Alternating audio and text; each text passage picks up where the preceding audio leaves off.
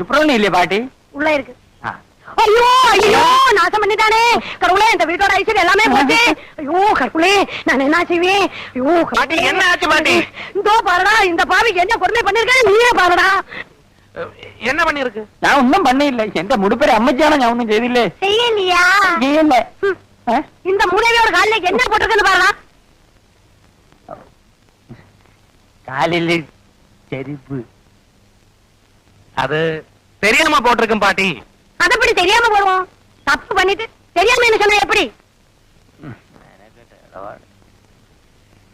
என்ன பாத்து மாதிரி முழிச்சிட்டு இருக்கு? பதில் சொல்லு.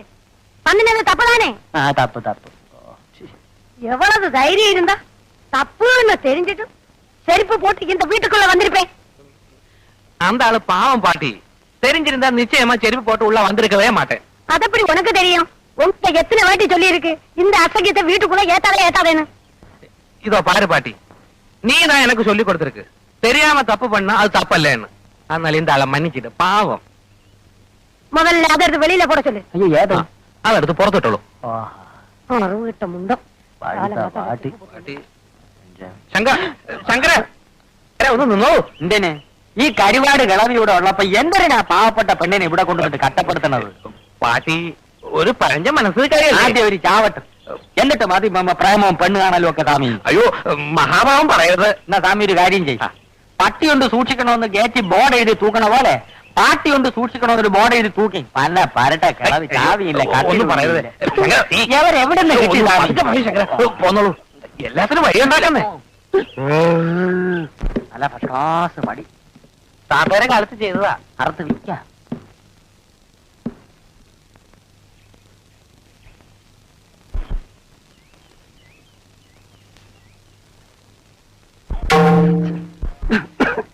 മൃദംഗം കൊള്ളാമല്ലോ സ്വാമി. ഇത് വിൽക്കില്ല. താത്തയും ഞാനും വായിച്ചു പഠിച്ചതാ. ഇരിക്കും. ഇതും അടിച്ചോണ്ട് ഇവിടെ ഇരുന്നാ മതി, പെണ്ണ് പെണ്ണിന്റെ പാട്ടിന് പോവും. ഞാൻ എന്താ ചെയ്യേണ്ടത് ശങ്കര? ഇപ്പോഴത്തെ പെമ്പിള്ളേര് നേരെ ചൊവ്വ വേഷം കെട്ടിയവനെ 10 തൂട്ട് കയ്യിലുള്ളവനെ നോക്കൂ. ഒരു പാങ്ങും ഇല്ലാത്തവന്റെ കൂടെ ഏവളെങ്കിലും ഇറങ്ങി വരുമോ സ്വാമി? ശങ്കരൻ വിചാരിച്ചാലേ എന്തെങ്കിലും നടക്കൂ. നോക്കട്ടെ. ആദ്യം ഈ സ്വിച്ച് കളയണം. അയ്യോ പാട്ടി, ഞാൻ പോവേ, പ്രേമിക്കണ്ട. പാട്ടിയും കെട്ടിപ്പിടിച്ചോണ്ട് ഇതുകൊടുത്ത് അടിച്ചോണ്ട് ഇവിടെ ഇരുന്നോ. എന്തൊരു പറഞ്ഞാലും പാട്ടി പാട്ടി പാട്ടി ശരണം കെട്ട ജൂല. കുടിമി മുറിക്കാം. ഈ കണ്ണാടി മാറ്റ്. അയ്യ, ഇത് മാറ്റി എനിക്ക് കണ്ണു കാണില്ല. സ്വാമിക്ക് പ്രേമിക്കണ്ടേ? എന്നാ ഈ കണ്ണാടി മാറ്റിയേ പറ്റൂ. മാറ്റാം. എന്നിട്ട് വേറെ ഫാഷനിലൊക്കെ വയ്ക്കാം. പിന്നെ ഈ ക്ലാപ്പം വേഷമൊക്കെ അഴിച്ച് കളഞ്ഞിട്ട് ഡ്രസ് പാന്റ് ഷർട്ടും ഇടണം. അയ്യോ എന്തൊരു കീയേ, അപ്പം ശരിയാവൂല. അല്ല, ഇതേ ഒരു കാര്യം ഞാൻ പറഞ്ഞേക്കാം, ഞാൻ പറയണ പോലെ എന്നെ കേൾക്കണം. ശങ്കരന്റെ കണക്കുകളൊന്നും തെറ്റിയിട്ടില്ല, ഇനിയോട്ട് തെറ്റാനും പോണില്ല. അപ്പോ ഞാൻ പാന്റ് ഇട്ട രോഹിണി എന്നെ നോക്കോ? പാന്റ് വിട്ട് ഷർട്ടും അതിനത് ചെരുവി ഒരു ബെൽറ്റ് വിട്ട് അവിടെ മുമ്പിൽ ചെന്ന് നിന്ന രോഹിണിയല്ല അവിടെ തളങ്ങി പോരും. അത് വേണ്ട, രോഹിണി മാത്രം മതി. മതിയെങ്കിൽ മതി.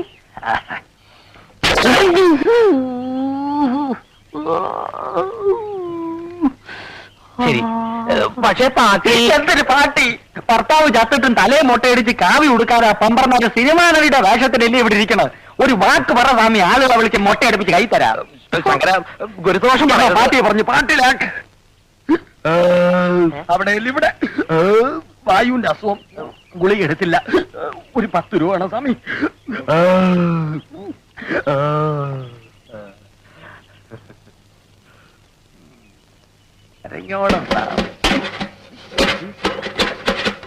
അതിനകത്തൊന്നും ഇല്ല. ഇത് നിൽക്കുമോ?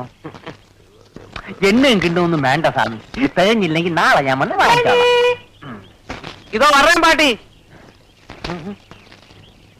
എന്താനെ ആണാ പറഞ്ഞാനാക്ക ഒരു ബുദ്ധി ഉപദേശിച്ചു കൊടുത്തപ്പം പിച്ചാക്കില്ലറ തന്നെ പട്ടത്. നീ വള. എന്തായാലും ഇപ്പൊ പറഞ്ഞതിരിക്കട്ടെ, മേലിൽ എന്നോട് എന്തെങ്കിലും അനാവശ്യം പറഞ്ഞ ചെരുപ്പ് മോന്തലിരിക്കും പറഞ്ഞേക്കാം. രോഹിണി ആ കൂടെ തെറ്റിദ്ധരിച്ചിരിക്കുകയാണ്. രോഹിണിക്ക് എന്നെ അടിക്കോ? ഒന്നോ രണ്ടോ അടിച്ചോ, പക്ഷേ ഇറങ്ങണോ ഇറങ്ങണോ.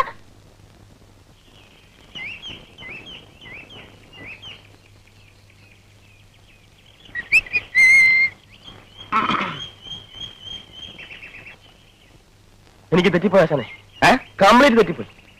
നമ്മൾ ഈ കലാരംഗത്തേക്ക് വന്നത് ഇതിനൊന്നുമല്ല. എന്ത് പറ്റി? പറ്റിയൊന്നും ഇനി പറഞ്ഞിട്ട് കാര്യമില്ല. ഇവിടെ എന്നെ പോലെ ആത്മാർത്ഥതയുള്ള ഒരു കലാകാരന് മാനം മര്യാദയ്ക്ക് ജീവിക്കാൻ ഒക്കത്തില്ലെന്ന് ഇന്നെനിക്ക് മനസ്സിലായി. മാനം മര്യാദ കല ഇതൊക്കെ എനക്കെന്താണോ ബന്ധോ? മാനം മര്യാദ കാണിച്ചതിന് ചിലപ്പോ ആരെങ്കിലും കൈവച്ച് കാണും. ആരും ഒപ്പിച്ചിട്ടുണ്ടാവും. നിമിക്ക, ഞാൻ പറയുന്നത് പോണാവുന്നത് ഒരു പണി എടുക്കുന്നുണ്ടില്ലേ? അവിടെ ഇരുന്നാ മതി. നിങ്ങളെ രണ്ടുപേരെ ഞാൻ എന്റെ ഡിയർ ഫ്രണ്ട്സ് ആയിട്ടാണ് കണക്കാക്കിയിട്ടുള്ളത്. ഭാസ്കരോ, എന്തോ ഇതെന്തോ പാല വെക്കാനുള്ള പുറപ്പാടാ. ഉവ്വ് ഉവ്വ്. അല്ലാതെ നമ്മൾ രണ്ടാമത് ഡിയർ ഫ്രണ്ട്സ് ആയിട്ട് നമുക്ക് ഇതുവരെ കടിക്കുന്നുണ്ടോ? ഇല്ല. എന്താ വെച്ചാൽ കാര്യം വെച്ചാ പറ. കല എന്റെ ചോറ. ആ ചോറ് നമ്മളും കഴിയാ. ആണേ, ആ കലാരംഗത്തുള്ള ഒരു പെൺകുട്ടിയെ പവിത്രമായ കണ്ണുകൊണ്ടല്ലാതെ ഞാനിതുവരെയായിട്ട് നോക്കിയിട്ടില്ല. ഇനി അങ്ങോട്ട് അങ്ങനെ തന്നെ നോക്കിയാ മതി. ഇല്ലെങ്കിലേ എന്റെ മൊന്തന്റെ ഷേപ്പ് മാറിപ്പോവാ നമുക്ക്. ഞാൻ നോക്കിയില്ല കരിമുക്ക. പക്ഷെ അവള് കലാരംഗത്ത് നിന്ന് എനിക്ക് കിട്ടിയ ആദ്യത്തെ തീക്താനുഭവമാണ് ഭാസ്കര. കാര്യം എന്താ വെച്ചാ പറയണം. ചിലപ്പോ ഞാനൊരു സുന്ദരനായി പോയതുകൊണ്ടായിരിക്കും അല്ലേ? ആ ഒടുവിൽ അവളുടെ നിർബന്ധത്തിന് വഴങ്ങേണ്ടി വന്നു. ആരുടെ? ആളാരണോ? ഇനിയിപ്പോ അത് പുറത്തൊന്നും പറയണ്ട. നമ്മുടെ ആ വെളുത്ത പെണ്ണുണ്ടല്ലോ, അതിന്റെ പേരെന്താ? രോഹിണി. രോഹിണി? എന്തേ വരട്ടെ. നീ എന്താ പറഞ്ഞത്? പറഞ്ഞപ്പോ കേൾക്കാത്ത ഇവൻ വെറുതെ പറയുന്നത് അത് നല്ല കുട്ടിയാ. ഒന്ന് പോണ അവിടുന്ന്. ഭാസ്കര, എന്റെ അച്ഛനാണ് സത്യം. ദാ, നോക്ക് നോക്ക്, നഗക്ഷതങ്ങൾ നോക്ക്. ആ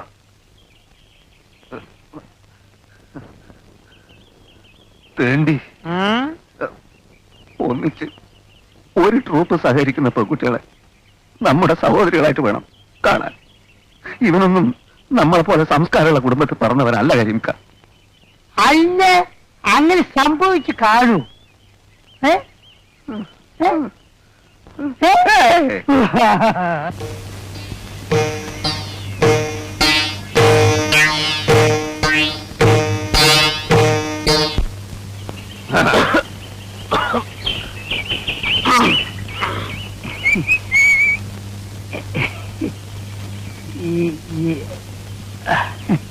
നിങ്ങൾ ഈ ക്യാമ്പ് വൃത്തിയേടാക്കുമല്ലേ?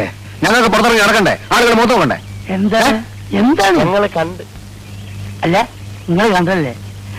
പടച്ചോനാണ് മുത്തു മോനെ ആരോട് പറയുന്നത് കേട്ടോ. അയാൾക്ക് കൂടി പിടിയും വലിയൊക്കെയായിരുന്നു. എന്റെ കുപ്പായ ആകെ നാശമായി. ഇത് അങ്ങനെയുള്ള പിടിയും വലിയൊന്നല്ല. പിന്നെ എന്റെ ഒരു സുഖമുള്ള പിടിയും വലിയാണ്.